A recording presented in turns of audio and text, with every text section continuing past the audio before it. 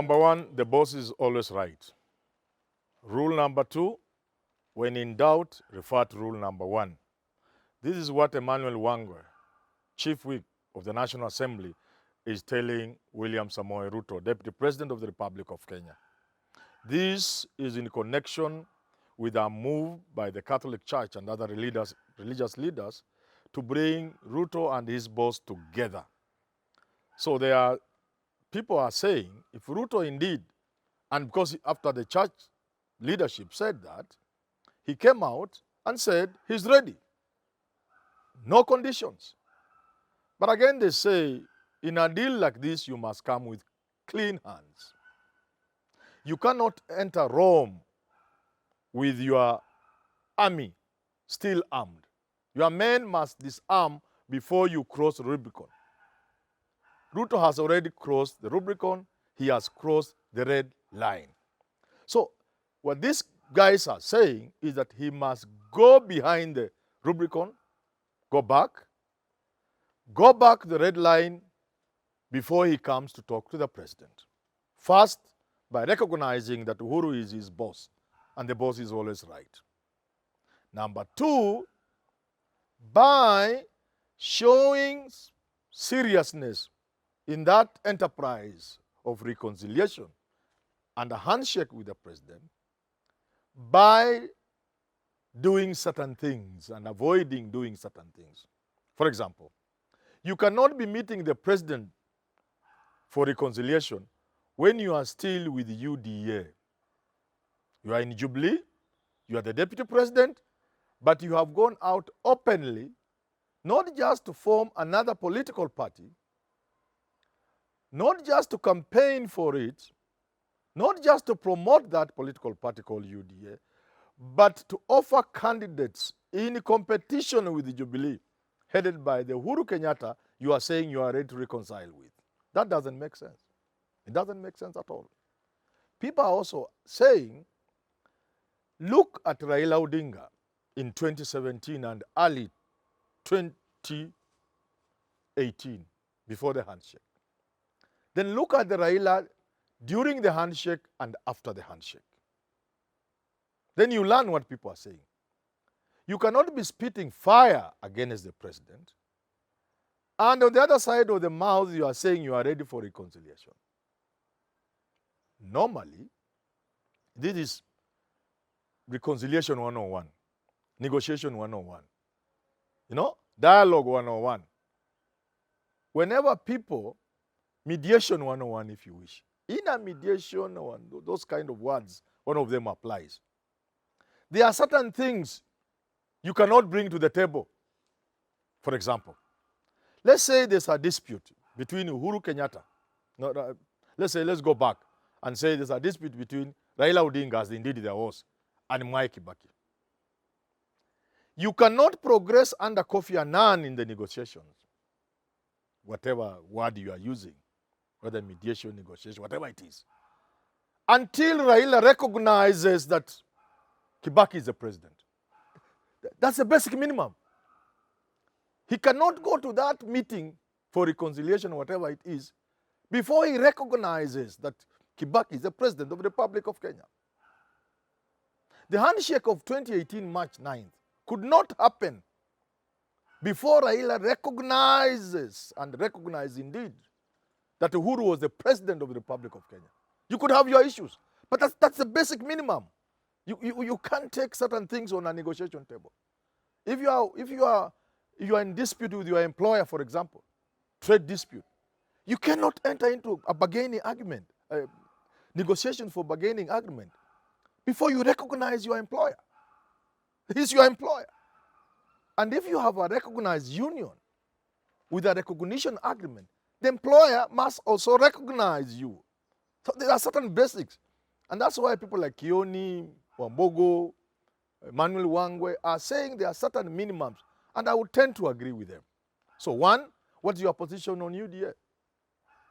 Two, things that have come from your mouth regarding President Uhuru Kenyatta, whether directly or indirectly. The things Ruto has said about government,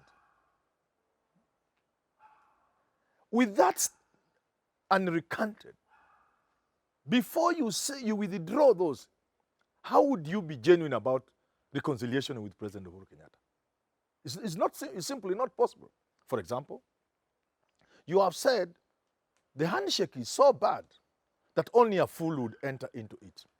In a sense, to say, you see, there was a deal between the Chinese and the Tanzanian government, which Magufuli threw out, rubbished. He said, this is President Magufuli, God rest his soul in eternal peace. He said, only a madman could enter into that agreement with the Chinese. So, your views on the handshake, William Samoei Ruto, would indicate that President Uhuru Kenyatta is a fool. The things that have been said about the handshake. That the things Raila is supposed to have done before, we were going on well until Raila came into government, which is not true. But if Raila is able to toss Uhuru around, what is it that you are saying? That Uhuru is just a kid or a fool. So those kind of things cannot remain in place, and you talk about unconditional reconciliation.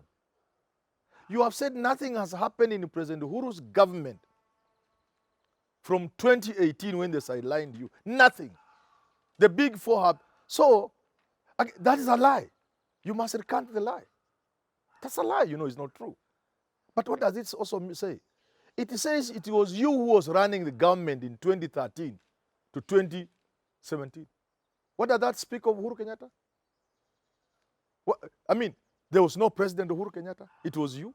So that means, again, until you pronounce yourself on that and say, well, gentlemen, this is just politics. Nilikuwa napiga siasa. Unajua hii serikali ni ya Uhuru Kenyatta. Lakini mimi nilikuwa napiga siasa tu. So, you know, there's a way. You don't need to be very serious about it. But let's know you are just politicking. But so long as that situation obtained that it was you who was running government, and that all development can be credited to you rather, then how can you talk to Uhuru Kenyatta? If you are saying the big four has, the whole idea of big four has collapsed, and that President Uhuru Kenyatta is concentrating on the handshake instead of the big four, well, then what are you saying? Again, it goes back to how you esteem the president. Okay? So, and even at the political level, the engagements at the political level, the kind of things that Ruto has said and his lieutenants and foot soldiers have said, again, before you pronounce yourself on those things, there is no way. Okay, there's something else. There is what Uhuru again will need to do. Since he hasn't spoken, we are responding to that who has spoken. And that is William Samoei Ruto. He is ready. So we are questioning that readiness in light of some of the things, the Murkomens, the Sudis, and the Gachagwas, the Ishungwas, the kind of things they have been saying about President Uhuru and his government. The kind of campaigning they have been doing in President Uhuru's backyard. Because if a president comes from a certain place, and you descend on that region, which is your right, of course, because you are a Kenyan, you can descend on that region, sell yourself. But you are doing so still in his government, and doing so in a manner not just that is an affront, confrontational, but actually not just even to demean him. You are doing it in a manner that is almost, you have written him off. So, back to default setting. If William Samoei Ruto is, when Uhuru pronounces himself on this, we will talk about it. But since Ruto has done, like I've said, we are telling him, you must go back to default setting, factory setting.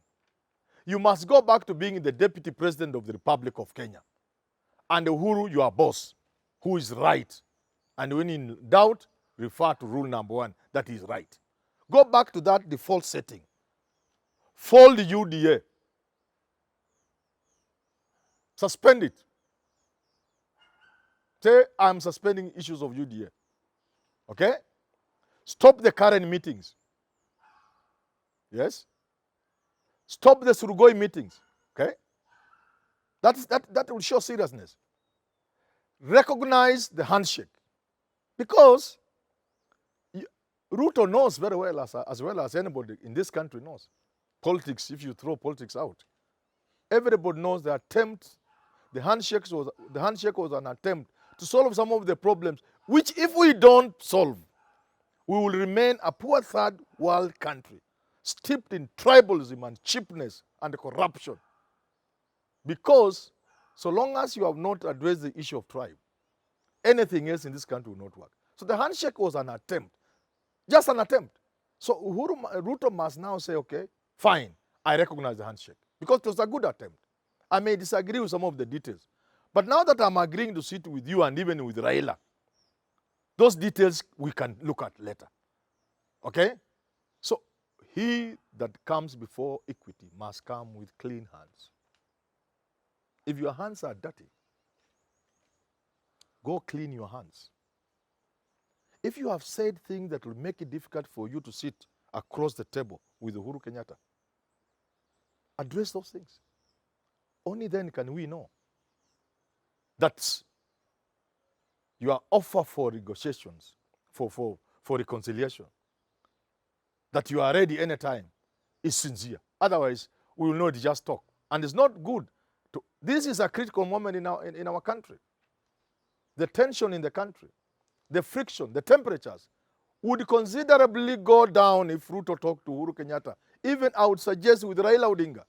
This country is big enough to accommodate the three of you and more. Sit down and talk. It does not mean anybody will not campaign to be president. It doesn't mean anybody will be stopped from being president. You'll do your thing, but sitting down as Kenyans, the top Kenyans, the peace and stability of this country, as I speak today, this morning, is in the hands of William Samoei Ruto, Raila Amolo Odinga, Uhuru Muigai Kenyatta. So, to that extent, I will agree with the church. Let these people sit. Bila ukora mingi. Let them be genuine. Let them put the cards on the table and none under the table.